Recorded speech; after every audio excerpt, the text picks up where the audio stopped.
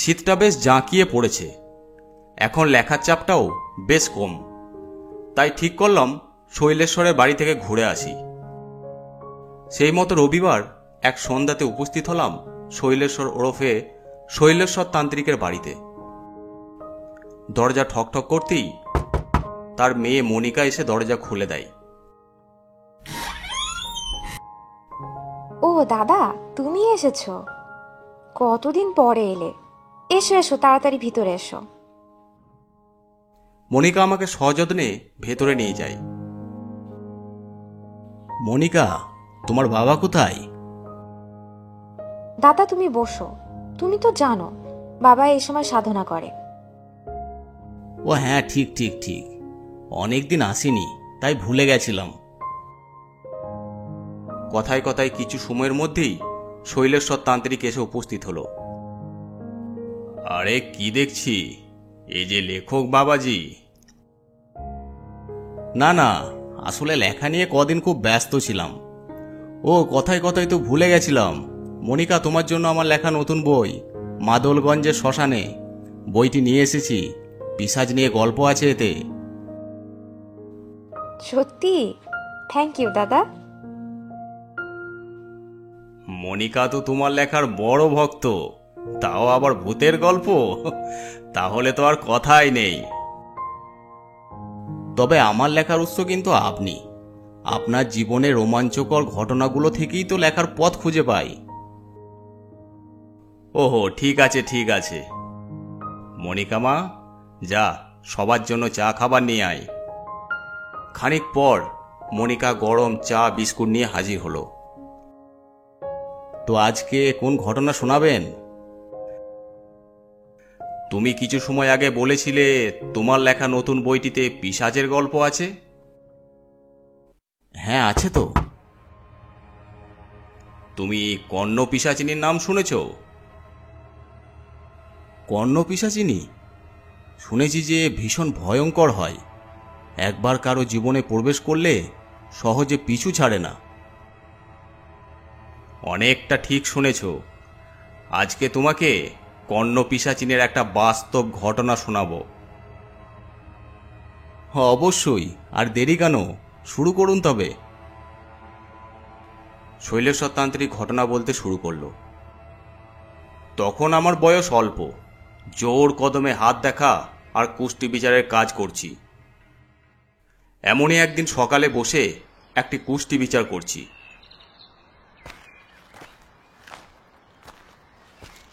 আপনি শৈলেশ্বর তান্ত্রিক? হ্যাঁ, আমি শৈলেশ্বর। আপনাকে এমন দেখাচ্ছে কেন? কি সমস্যা হয়েছে আপনার? ভীষণ বিপদে পড়ে আপনার কাছে এসেছি, একমাত্র আপনি এই বিপদ থেকে বাঁচাতে পারেন। লোকটি যে সত্যিই কোনো বড় বিপদে পড়েছে তা তার চোখ মুখ দেখেই বোঝা যাচ্ছে।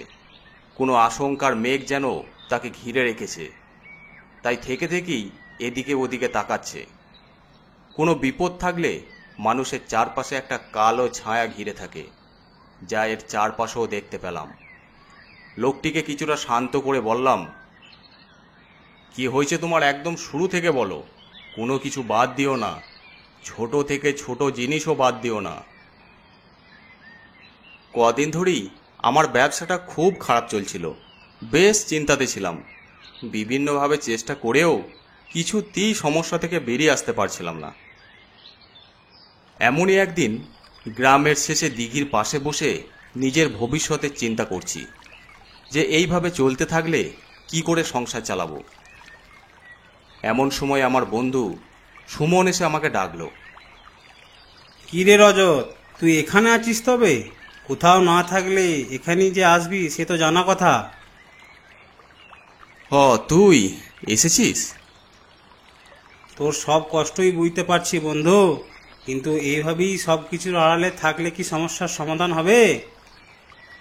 সবভাবে চেষ্টা করেও তো কিছুই হচ্ছে না। তুই এক কাজ কর, আমার সাথে চল। কোথায় যাব? নিরু ওঝার কাছে চল, তিনি পিশাচ সিদ্ধ। খবর পেয়েছি পাশের গ্রামে এসেছে, তোর খবর শুনে নিশ্চয়ই সে সাহায্য করবে। আমার এই সমস্যা ওই নিরুজা কিভাবে সমাধান করবে? আরে পারবে, কদিনই অনেকের সমস্যার সমাধান করে দিয়েছে। তোর সমস্যার কোনো না কোনো সমাধান সে ঠিক বের করবে। আর তো কোনো উপায়ও নেই আমার হাতে। দেখা যাক যদি কিছু হয়। চল তবে। এরপর আমি আর সুমন পাশের গ্রামে নিরু ওঝার কাছে দেখা করতে গেলাম। নিরু ওঝার ডেরা গ্রামের একেবারে শেষ প্রান্তে ছিল। মাটির সরু পথ ধরে এগিয়ে যেতে থাকি আমরা দুজনে। সুমন, এ কোন পথে চলেছি রে? এদিকে কেউ খুব একটা আসে বলে তো মনে হচ্ছে না। এমন সময় পাশের জঙ্গল থেকে শেয়ালের চিৎকার কানে এলো। কাছেই তো শ্মশান, তাই খুব দরকার না হলে এদিকে কেউ আসে না।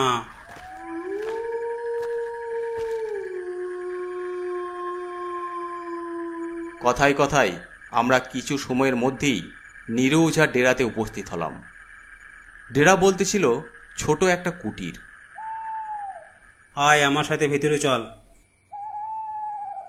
ভিতরে গিয়ে দেখি সামনে একটা ধুনি জ্বলছে, আর তার পাশেই বসে আছে লাল বসনে নিরু ওঝা।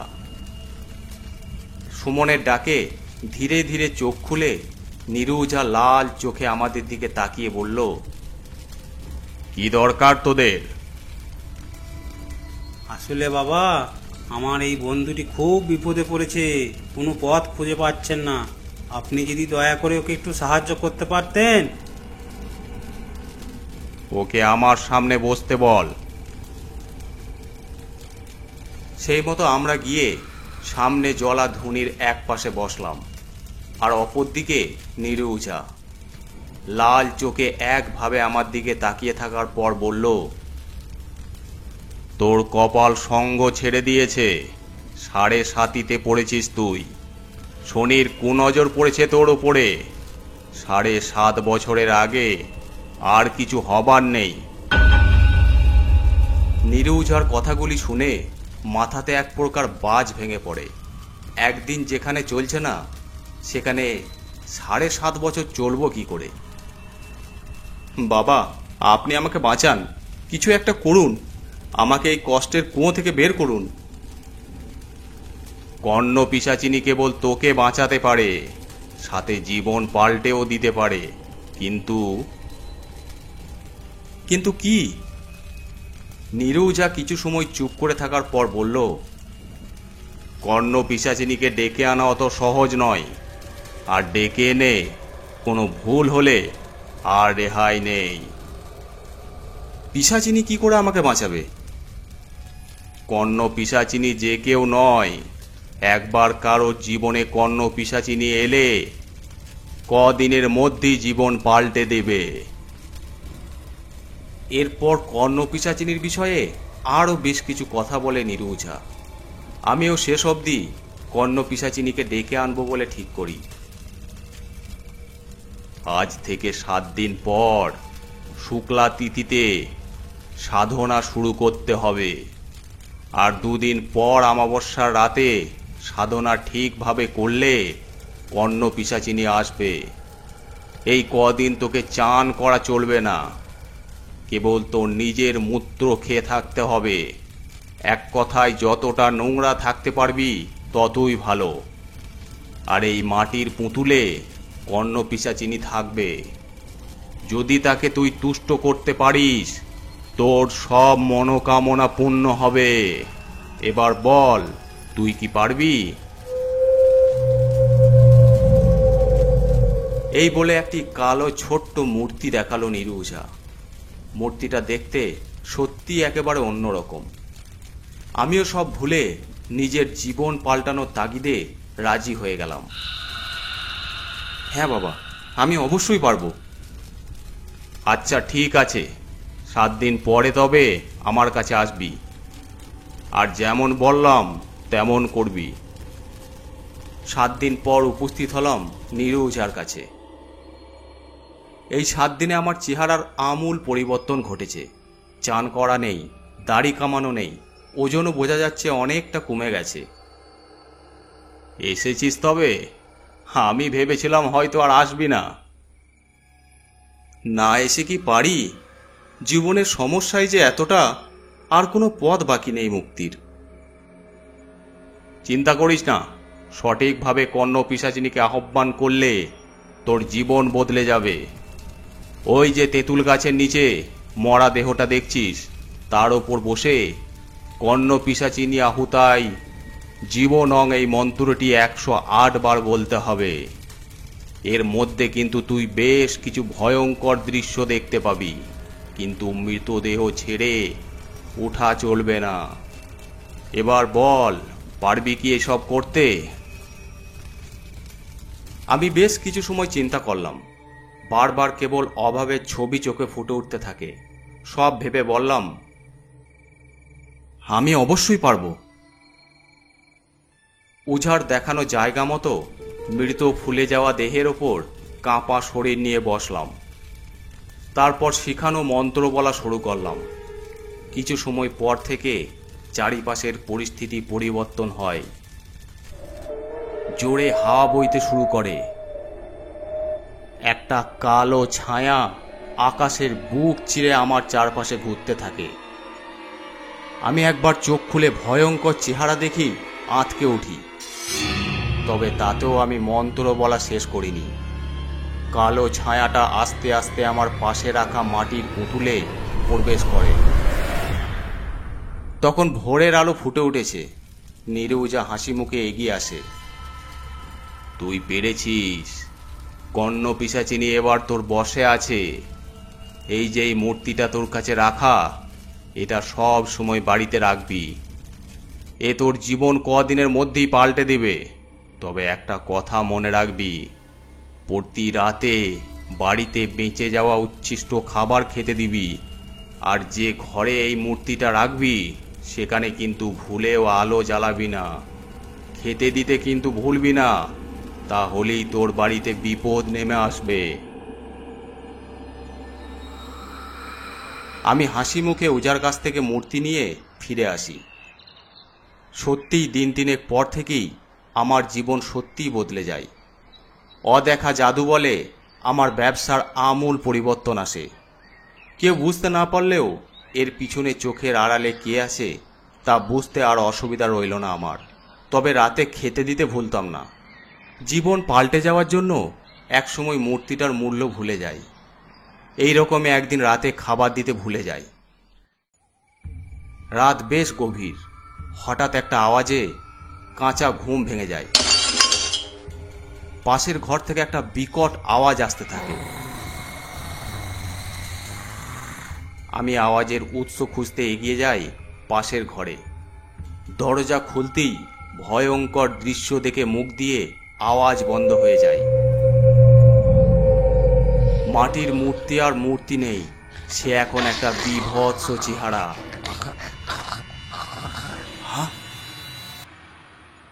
আমাকে দেখে বিকট হেসে কালো ছায়া রূপে বাইরে বেরিয়ে যায়।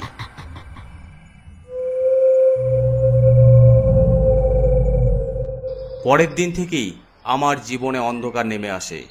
ফিরে পাওয়া ব্যবসা আবার ডুবতে শুরু করে।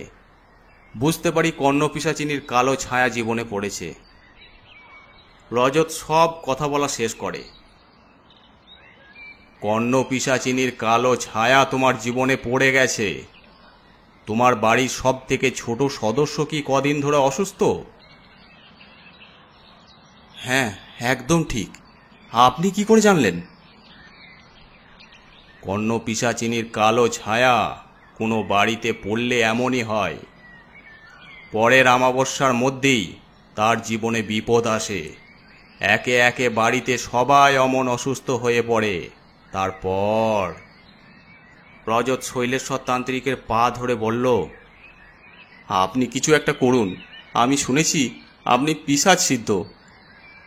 কেবল আপনিই পারবেন আমাকে এই বিপদ থেকে বাঁচাতে। আপনি কি আমাকে আর আমার পরিবারকে বাঁচাবেন না? ছি ছি, এ কি করছো? আমার পা ধরছো কেন? ঈশ্বর আর পিতামাতা ছাড়া কারো কাছে কখনো মাথা নিচু করতে নেই। তুমি চিন্তা করো না, আমি কিছু না কিছু করবই। আপনি আমাকে বাঁচালেন, কবে যাবেন বলুন? আজ থেকে 9 দিন পর শুক্লা পঞ্চমীর দিন যাব। এই কাগজে তোমার ঠিকানা লিখে রেখে যাও। আর আমি কটা জিনিস লিখে দিচ্ছি, এই সরঞ্জাম তৈরি রাখো। আর একটি কথা, তোমার বাড়িতে এই কর্ণ পিশাচিনী সাধনা করা যাবে না, বাড়ির বাইরে সাধনা করতে হবে। কেবল একটা জিনিস, মরার মাথার চুল আর গোমতী ফলের বীজ, এটা তুমি পাবে না, সেটা আমি নিয়ে যাব। রজত কিছুটা আশ্বস্ত হয়ে বাড়িতে ফিরে যায়। নির্ধারিত দিনে আমি রজতের বাড়িতে উপস্থিত হলাম। দেখলাম বাড়ির উঠোনে আমার নির্দেশ মতো সব বন্দোবস্ত করা হয়েছে। রাত 12টা থেকে সব সরঞ্জাম তৈরি রেখে তন্ত্র সাধনা শুরু করি। সামনে অগ্নিকুণ্ড জ্বালানো, আর পাশেই সেই মূর্তিটা। বিনাশয় হরং বিধানয়, পিশাচর নিবারং সহনায়, কর্ণ পিশাচিনী বিদায় সর্বসায়। সকলে বাড়ির ভিতর থেকে দরজা বন্ধ করে রেখেছে। কেবল বাড়ির কর্তা রজত আমার পাশে বসে ভয়ার্ত দৃষ্টিতে এদিক ওদিক দেখছে। আমি একবার করে মন্ত্র পড়ছি আর আগুনে আহুতি দিচ্ছি। মিনিট 15 পর মাটির মূর্তি ধীরে ধীরে নড়ে ওঠে, আর কয়েক মুহূর্তে সেটা মাটির মূর্তি থেকে কর্ণ পিশাচিনীর রূপ নেয়। রাতের গভীর অন্ধকারে চেহারা যেন সর্বময় ভয়ঙ্কর। মন্ত্র যত পড়া হচ্ছে, পিশাচিনী ততই রেগে উঠছে।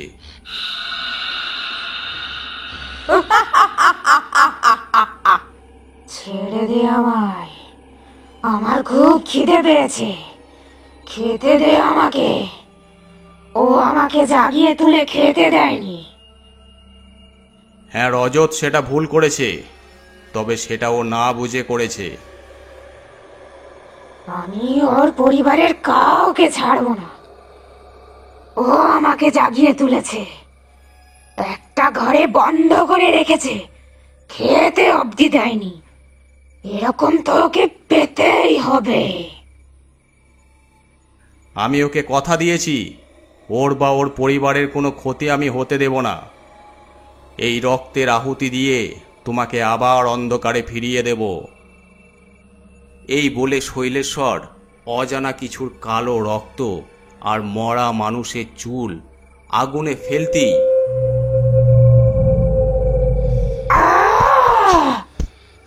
ছেড়ে দে আমাকে, ছেড়ে দে আমায়, ভীষণ কষ্ট হচ্ছে আমার, সারা শরীর জ্বলে যাচ্ছে। মুক্ত কর আমাকে, মুক্ত কর। তোমাকে মুক্তি করলে যে এই নিরপরাধ পরিবার রেহাই পাবে না, তাই তোমাকে ফিরতে হবে আবার অন্ধকার জগতে। পিশাচিনী আর মূর্তিটি কালো ছায়া হয়ে আগুনে মিলিয়ে যায়। আশেপাশের অশান্ত পরিবেশ নিমেষে শান্ত হয়ে যায়। রজত, আর চিন্তা নেই, তুমি আজ থেকে কর্ণ পিশাচিনীর হাত থেকে মুক্ত। আর এই মন্ত্র পড়া সুতো বাড়ির সকলের হাতে বেঁধে রাখবে সব সময়, আর কোনো বিপদ নেই।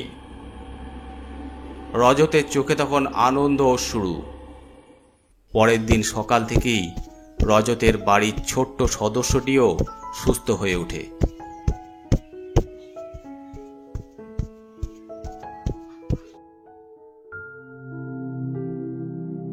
তো লেখক মশাই, বুঝলে তো কর্ণ পিশাচিনী কতটা ভয়ঙ্কর? উফ, তার বলতে তোমার জীবনের আর একটি রোমহর্ষক সত্যি ঘটনা জানলাম। পরের বার আর একটা ঘটনা শোনার আশাতে রইলাম।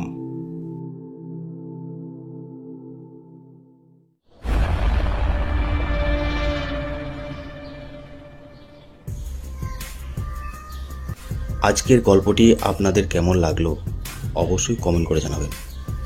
আর যদি ভালো লেগে থাকে অবশ্যই চ্যানেলটি সাবস্ক্রাইব করে দেবেন। আর আপনারা যারা গল্প পাঠাতে চান আমাদের ফেসবুক পেজে ইনবক্স করে পাঠাতে পারেন অথবা আমাদেরকে মেল করতে পারেন। এছাড়াও আমাদের ইনস্টাগ্রাম আইডি আছে, আপনারা ফলো করে নিতে পারেন। সব কিছুর লিঙ্ক ডিসক্রিপশন বক্সে দেওয়া আছে।